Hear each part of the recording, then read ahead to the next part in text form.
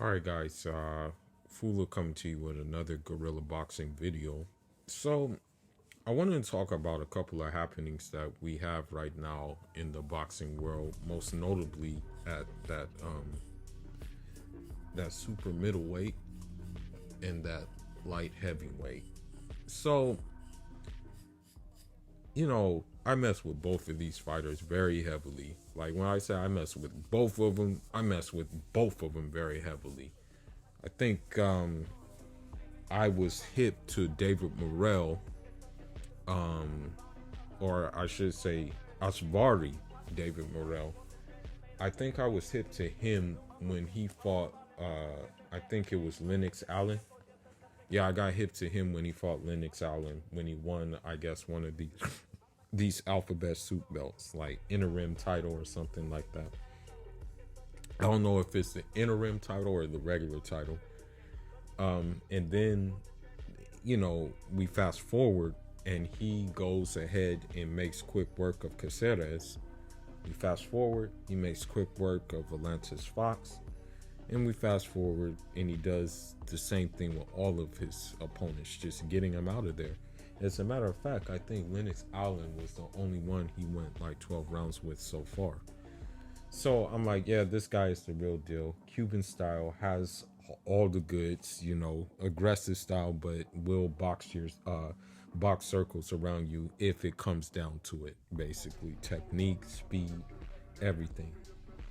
And then you go to, we have Demetrius Bubo Andre, who he will always have a home on this channel, and it's only a matter of time before I bring my butt down to Rhode Island to go visit them and go like tap in with them and stuff. As a matter of fact, I think like if anything, I should just like make a concentrated effort and go there next month, inshallah. So there has been news that you know that Demetrius Andrade, he called out David Morrell. He said if Charlo takes a tune-up, I want Morrell. And it's like, dang man, like that's a heavy load, and that's a chess match in itself, because I would say that the one thing that Demetrius Andrade would have over David Morrell will be the experience level for sure. That's the main thing. That the experience would be the edge, but the athletic edge, I would say that would have to go to David Morrell. Now, I'm not saying that Demetrius Andrade, because to be honest with you, he hasn't really had any wear and tear. And the reason of that being is like the long layoffs that he's experienced. So, like, I will say that, but I will say that what makes David Morrell, I guess you can say, having an edge a little bit will be the athletic ability of David Morrell, But I don't underestimate Demetrius Andrade's athletic ability, because the last fight he fought, it was some ring rust. I even said it in the last video that, yeah, he had ring rust. So, it, but those things were still flying. Those hands were still flying. It was kind of still more of the same, where basically the dude he was fighting tried to get a look in, but he really couldn't get a look in, because all the time when he tried to get a look in, the fists were flying. So yeah, I mean, honestly though, I think this is kind of good news. I don't know if we're starting to see a shift, but maybe this is a good thing that's happening right now. It looks like maybe we're starting to see a shift. It looks like maybe people are not holding their breath on a Canelo fight, because for all purposes, we can say that Canelo has no interest in fighting any of those guys, and that Canelo will more or less probably fight John Ryder. And I'm gonna be honest, I think if we look at it, Canelo has no intention on fighting Dimitri Bivol again. Although Dimitri Bivol said, we can see if I fight at 168 and see how that works out. And he's open to the option of fighting at 168. He said so. So we'll just have to see how it works out in regards to that. But again, we don't really see that happening. Or at least I don't see that happening. I don't see. I don't see. I really don't see.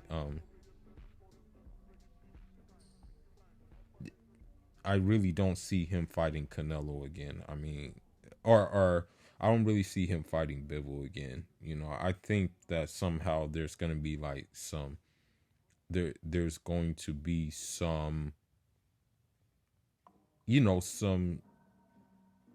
some, I guess you can say,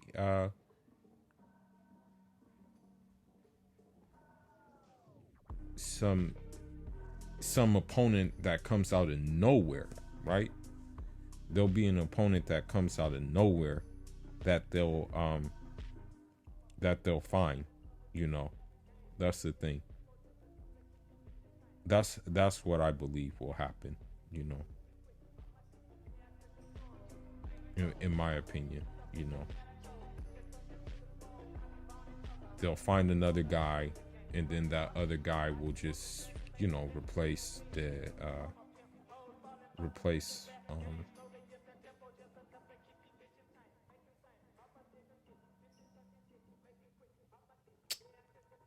who Canelo's mandatories are, because I don't know, maybe there may be a situation where now there is another situation, maybe, I mean, it's kind of far-fetched, but maybe Canelo vacates those belts and we get a tournament at 168. I mean, or the other scenario is he gets stripped of the belts, one or the other. So we just have to really wait and see. But there was another situation that came up, and I found this kind of interesting.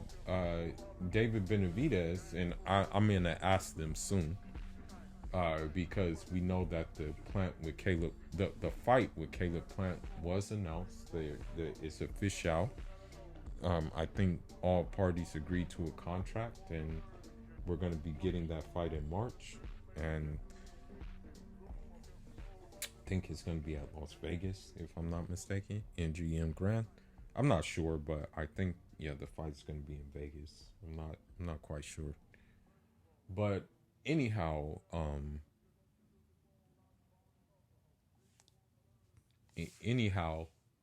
what I want to say is that Sampson, who I believe represents David Benavidez, has actually said, and shout out to YSM Sports, he actually said that David Morrell and David Benavidez actually have a contract already signed to fight. So I don't know if this contract is contingent upon David Benavidez actually winning against Caleb Plant, or if this contract is contingent upon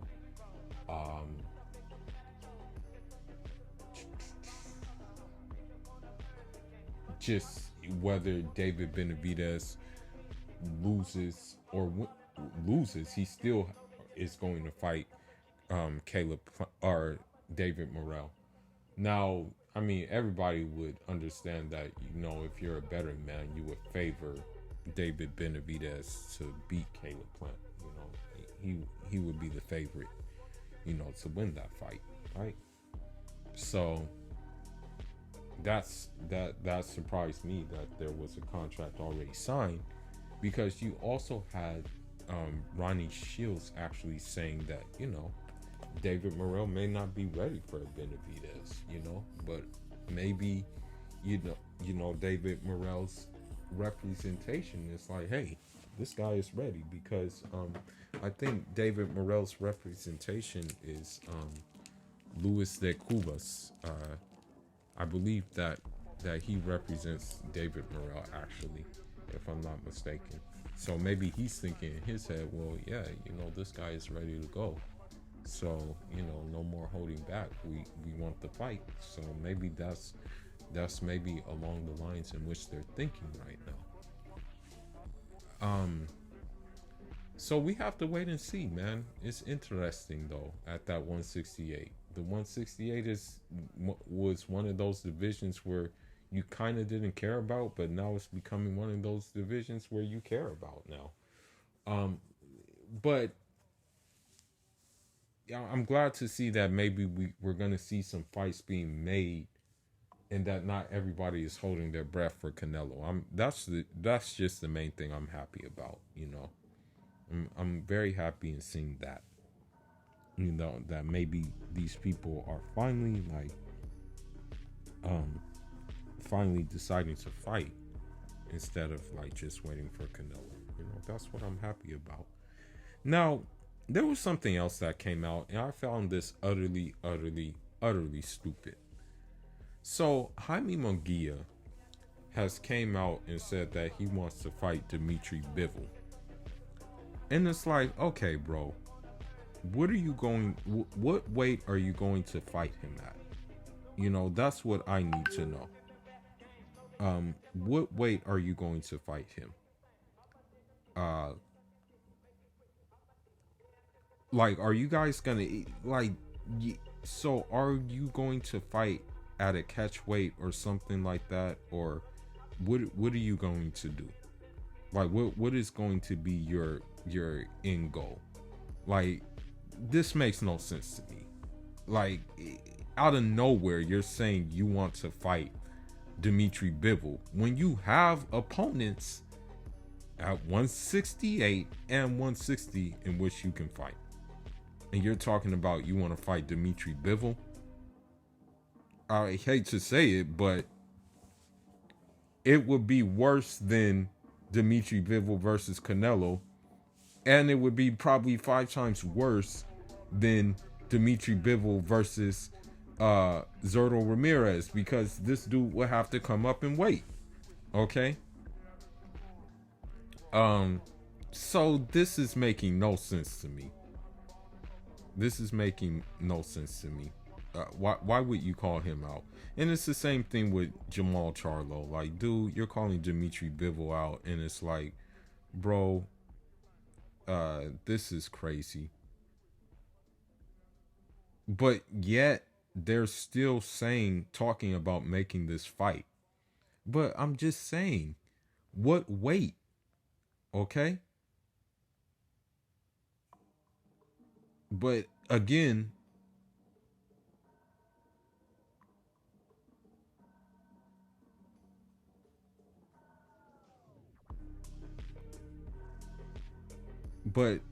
I mean, at the end of the day, Golovkin, I don't think he's looking to fight again. I mean, I would like to see Golovkin fight Erislandy Lara, but I don't think Golovkin wants even that fight. He doesn't want Erislandy Lara. I don't think he even wants that fight, dude. To be honest with you. So, I mean, if Munguia goes up to 175,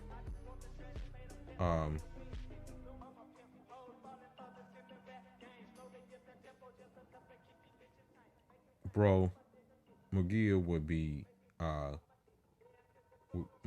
get hurt very badly, and I have actually Dimitri Bivol stopping. I actually have Dimitri Bivol stopping Jaime Munguia. Now, also, this is interesting to come out, actually, and he told me this. As crazy as it sounds, I talked to Jose Benavidez Sr., and he said that Demetrius Andrade would beat Canelo. He said that that they understand why he doesn't want to fight him, and they understand why Canelo doesn't want to fight any of these technical, like these highly technical skilled fighters, bro. The only reason why Canelo fought Dimitri Bivol in the first place is he thought, number one, that he mastered the European style, and number two, if had he been successful, then he would have been able to call himself like multi division, like the greatest of all time. Basically, that's what kind of title. While you have his fans actually calling him the greatest of all time right now. But in my opinion, bro, you can't be the greatest of all time if you cheated. Like, all the fighters that I have on my greatest of all time list, or all of my fighters that I have pound for pound right now, have never gotten caught cheating. You know, they've never tested positive. You know, even with Roy Jones Jr., I can't include him because even he got caught testing positive before. You know, I can't include any of those guys who got caught. Even if it was on accident, bro. I still don't like look at it as an accident. So, I want to get back to this Jaime Munguia situation. There's other guys Jaime Munguia can fight. To be honest, I think this would actually be a more even fight than possible.